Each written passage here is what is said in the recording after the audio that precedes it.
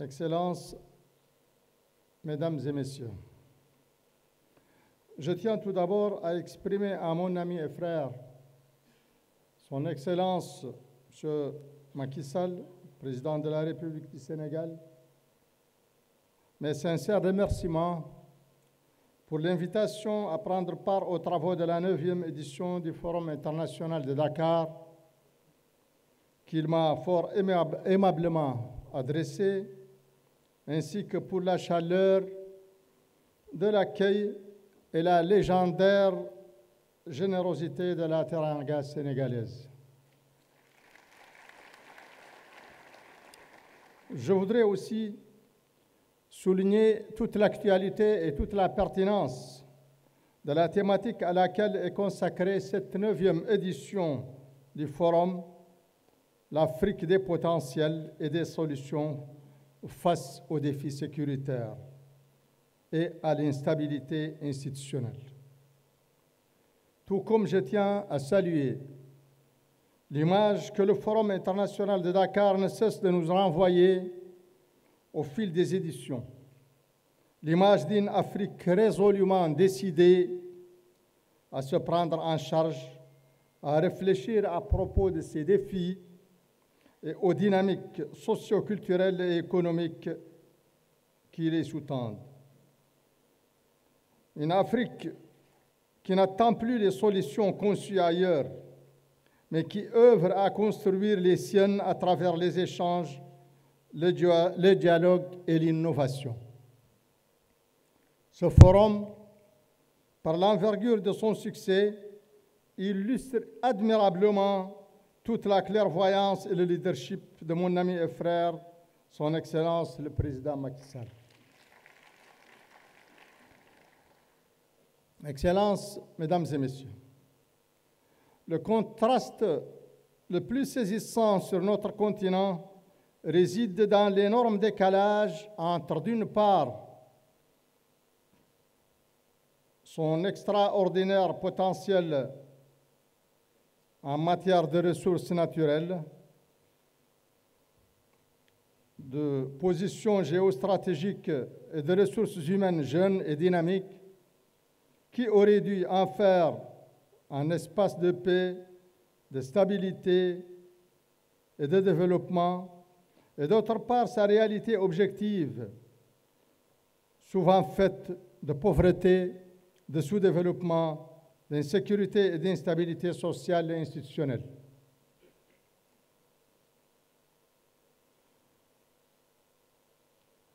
Surmonter ce contraste et transformer les ressources potentielles en outils de solutions concrètes et efficaces afin de triompher des défis et crises aiguës et multiformes que traverse notre continent constitue la clé de voûte du développement de l'Afrique. Parmi les plus dévastatrices de ces crises aiguës, il y a l'insécurité et les changements anticonstitutionnels.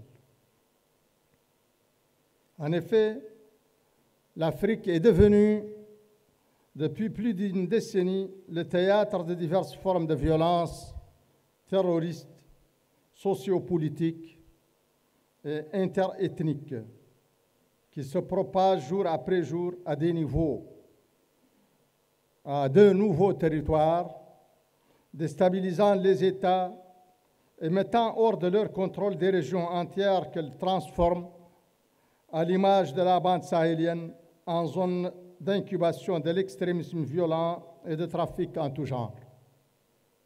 Ces violences atypiques prennent souvent naissance dans la confluence de la pauvreté, de la malgouvernance, de l'absence de perspectives, de tensions sociales et de ruptures violentes des légitimités constitutionnelles.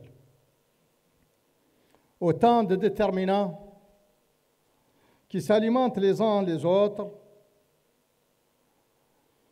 tendent à enfermer notre continent dans le dramatique cercle vicieux du sous-développement, de l'insécurité et de l'instabilité institutionnelle.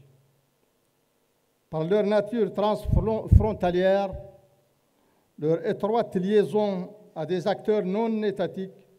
ainsi que par la complexité de leurs facteurs socio-économiques, les violences terroristes mettent à mal nos stratégies sécuritaires classiques, souvent centrées sur la défense de l'intégrité territoriale face à l'éventuelle agression d'un État tiers, et qui aujourd'hui ne répondent que très partiellement aux multiformes défis sécuritaires asymétriques.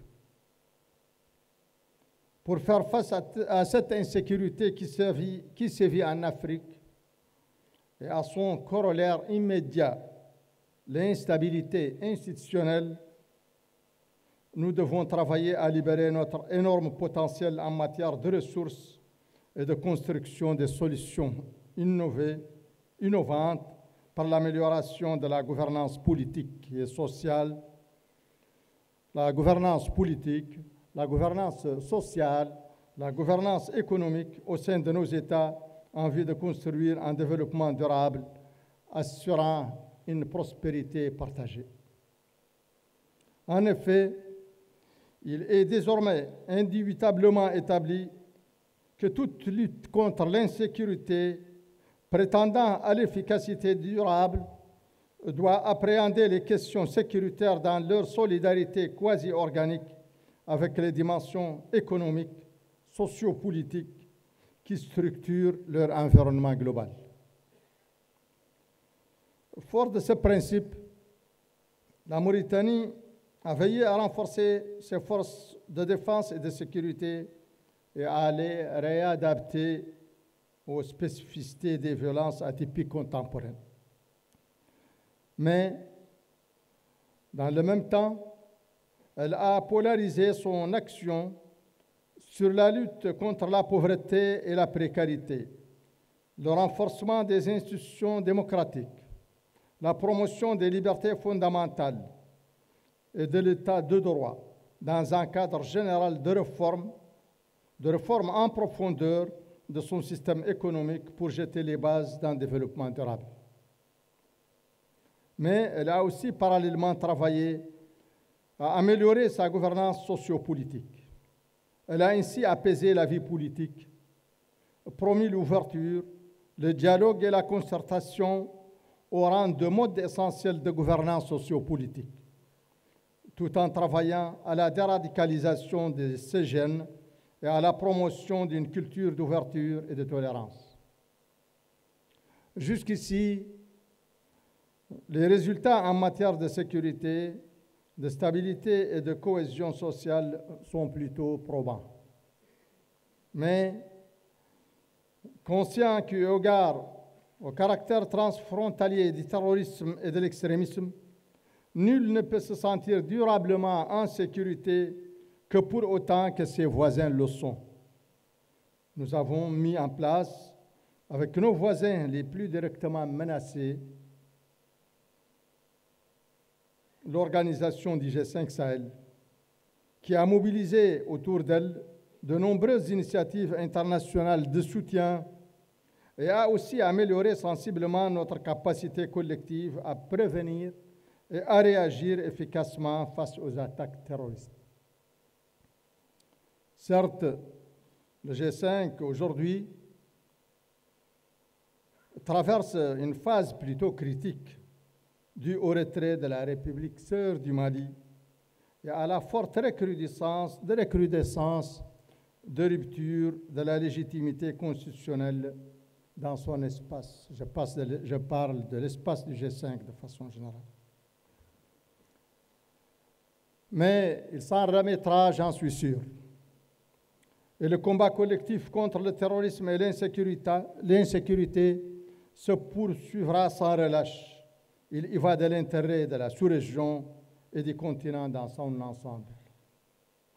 Ce combat contre l'insécurité est aussi celui de l'Union africaine, qui, à travers son architecture de paix et de sécurité, lutte contre l'insécurité et les changements anticonstitutionnels par le biais du Conseil de paix et de sécurité et ses multiples mécanismes de soutien, comme entre autres le système continental d'alerte rapide et la force africaine en attente.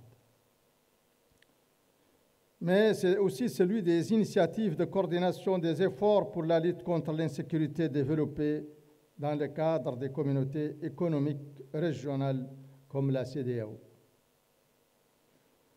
Mais pour être réellement efficace, ce combat contre l'insécurité et l'instabilité doit s'accompagner d'énormes efforts d'amélioration de la gouvernance politique, sociale et économique. L'agenda 2063 de l'Union africaine, en posant comme premier objectif la construction d'un développement durable, laisse entendre que c'est seulement dans le cadre d'un développement inclusif garantissant une prospérité partagée que peut être résolument envisagé l'objectif de faire taire les armes durablement, voire définitivement en Afrique. Ce développement inclusif, avec ce qu'il présuppose comme amélioration significative de la gouvernance économique et sociopolitique, est aussi l'une des conditions principales pour espérer mettre fin définitivement à l'instabilité institutionnelle. Certes, l'Union africaine, à travers ses instruments juridiques existants, ainsi que ses multiples déclarations et décisions comme celle d'Alger en 1999, de Lomé en 2000 et d'Accra en 2022, a fait de la lutte contre le changement anticonstitutionnel son cheval de bataille. Et je salue aussi ses importants efforts dans ce sens, tout comme je salue ceux des communautés économiques régionales, notamment la CEDEAO. Cependant, en dépit de ce vertueux engagement collectif, nous assistons aujourd'hui à une recrudescence aussi inquiétante qu'inadmissible des changements anticonstitutionnels. Il y a donc urgence à redoubler d'efforts en vue de construire des États réellement de droit, de bâtir des véritables démocraties capables d'assurer dans la paix, dans la stabilité et la transparence l'alternance au pouvoir. Pour cela, il va falloir œuvrer en vue de permettre à tous l'accès dans l'équité aux conditions d'une vie décente. Mais aussi et surtout, il va falloir travailler à apaiser la vie politique, à dépasser par le dialogue et le consensus les dissensions sociales et les animosités interethniques. Dans ce cadre, il me plaît ici de souligner l'importance du capital social et du savoir local des sociétés africaines dans la prévention, la gestion et la résolution des conflits. Le potentiel de solution qu'offre ce capital social doit être mis à contribution. Il faut valoriser et optimiser le rôle des communautés, des leaders sociaux, de la société civile et des organisations communautaires de base. Il me semble qu'explorer les creusets culturels et les modes séculaires de médiation sociale constitue une piste digne d'intérêt. Globalement, donc, l'insécurité et l'instabilité institutionnelle constituent des défis majeurs qui hypothèquent le devenir de notre continent. Mais l'immensité et la diversité de nos ressources et de notre potentiel de construction de solutions innovantes confortent mon espoir en notre capacité collective à surmonter ces défis et à construire un développement inclusif et durable, assurant dans la sécurité, la démocratie et la paix, une réelle prospérité partagée. Espérant que les conclusions et propositions de cette 9e édition du Forum international de Dakar pour la paix et la sécurité y contribueront pleinement, je souhaite à vos travaux plein succès et réussite. Je vous remercie.